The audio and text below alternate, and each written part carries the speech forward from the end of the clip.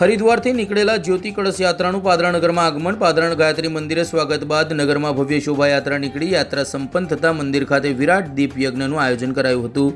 ગાયત્રી તીર્થ શાંતિકુંજ હરિદ્વારના પરમ પૂજ્ય શ્રી ગુરુદેવ દ્વારા અખંડ દીપ જ્યોત અવતરણના 100 વર્ષ પૂર્ણ થતાં છેલ્લા 1 વર્ષથી દેશભરમાં ધર્મ પ્રસાર અર્થે દિવ્ય જ્યોત કળશ યાત્રાનો શુભારંભ કરવામાં આવ્યો હતો.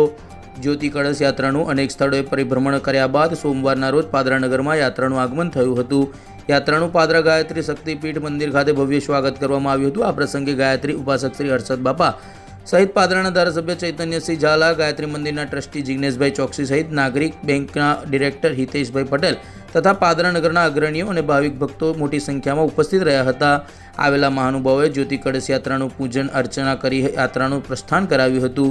જ્યોતિ કળશ યાત્રા પાદરા નગરના મુખ્ય રાજમાર્ગો પર ફરી હતી, જ્યાં અનેક સ્થળોએ સ્વાગત કરવામાં આવ્યું હતું. કળશ યાત્રા નગરની શોભાયાત્રા પાદરા નગરમાં નીકળેલી રાત્રે મંદિર ખાતે સંપન્ન થઈ હતી, જ્યાં વિરાટ દીપ યજ્ઞ યોજાયો હતો. યાત્રામાં સંધ્યા સમયે મશાલ પણ પ્રગટાવવામાં આવી હતી. મંદિર ખાતે વિરાટ દીપ યજ્ઞ સાથે કાર્યક્રમોનો સંપન્ન કરવામાં આવ્યો હતો. જય ગુરુદેવ. હરિદ્વારથી આજે જળ કળશ યાત્રા અહીંયા પાદરા ગાયત્રી મંદિરે આવી ચૂકેલ છે.